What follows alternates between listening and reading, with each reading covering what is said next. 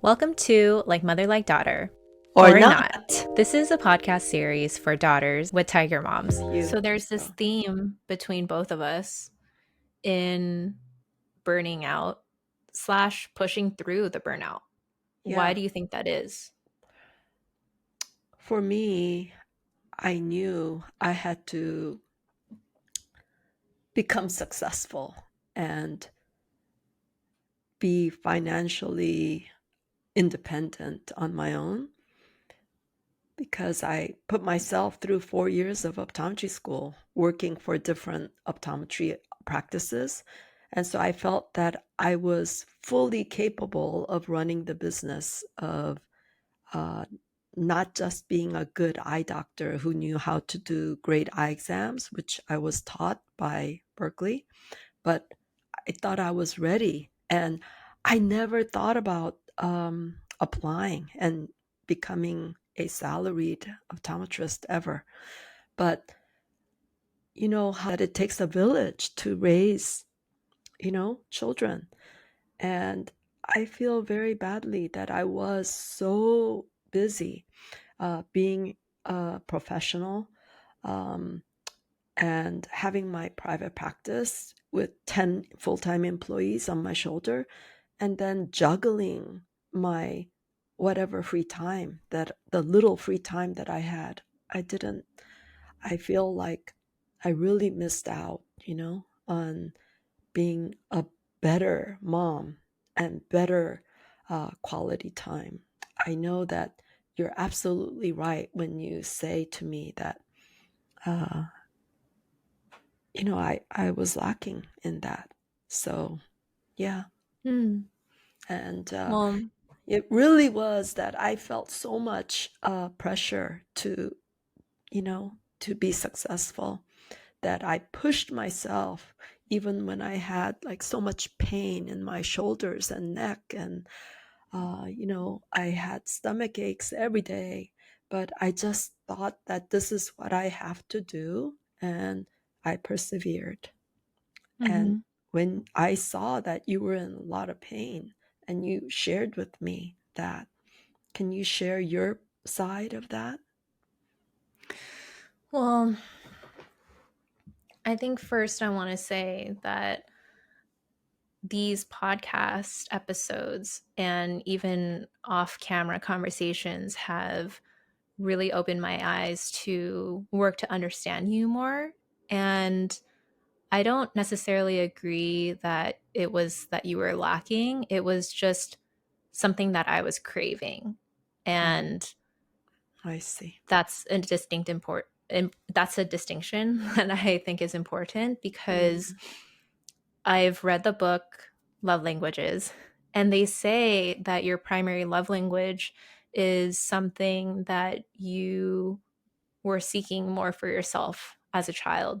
I see. And so quality time is my number one love language. And I think it's because maybe as a child, I did experience the lack of um presence. So you were definitely physically there. You were spending weekends, weeknights with me. Um but I also remember you were in a lot of pain. Your shoulders were always hurting, your back was always hurting, your feet were always hurting. And what are kids good for if not for massages, right? So I would be Amma. massaging my mom. Yeah, amma, which is massage, right, in Korean. It's hitting, with your closed fist on Fists. that, yeah, on that Yeah, hurting area. Yeah. So right. I remember So that. yeah, so I would give you massages and try to help ease that pain. As a kid, I never understood what it was that you were doing. I knew that you were at work, but now as an adult, realizing what you were going through and trying to imagine you carving out quality time for me seems almost impossible. It goes back to the same story about my partner saying that I live to work. That pissed me off, right? Because I thought that I was doing my best in giving everyone quality time. I thought I was doing my best in meeting people where they wanted me to be. But on the flip side, I think you and I having a very mirrored experience where the overworking manifested in pain, indigestion, gas, bloating, my No, it surgery. was, yeah, it's really like, uh, you know, walking over hot coals just for the sake of running my 2 private practices. I mean, it really took a toll on me, and I could say I burned out, because in those Mhm. days, I didn't know that I had choices really, which is Mm. sad to say. I mean, I had to wear so many hats. I had to be the mom. I had to be the eye doctor.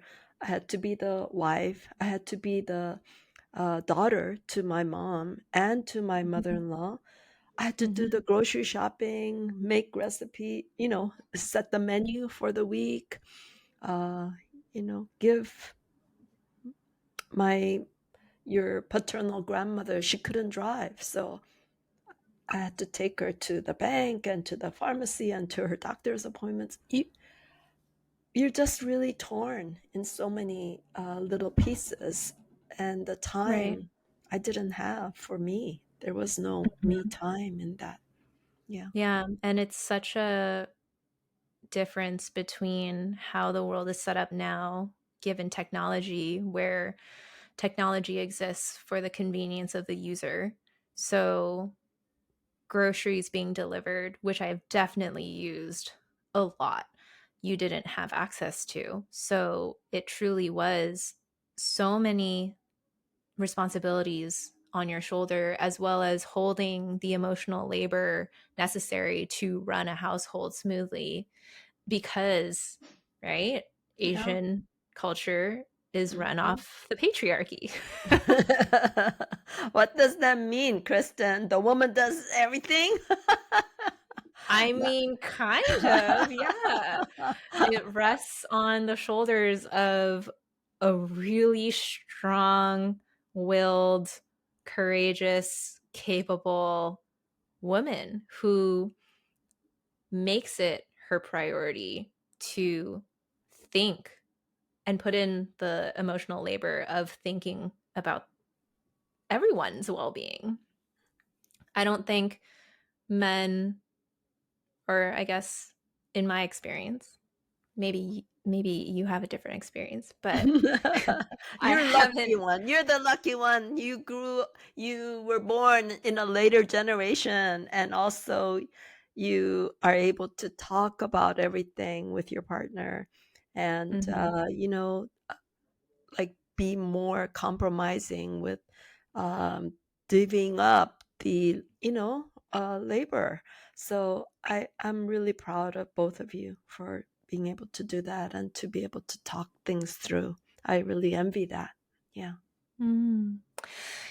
Yeah, he's gonna listen to this and feel so proud. So, but I think Yay. what's interesting is going back to you saying that you didn't feel like you had choices. What would happen? Well, I guess the culture didn't really promote women to speak out. So I understand how the culture did not, help promote that. But what would happen if you communicated your needs?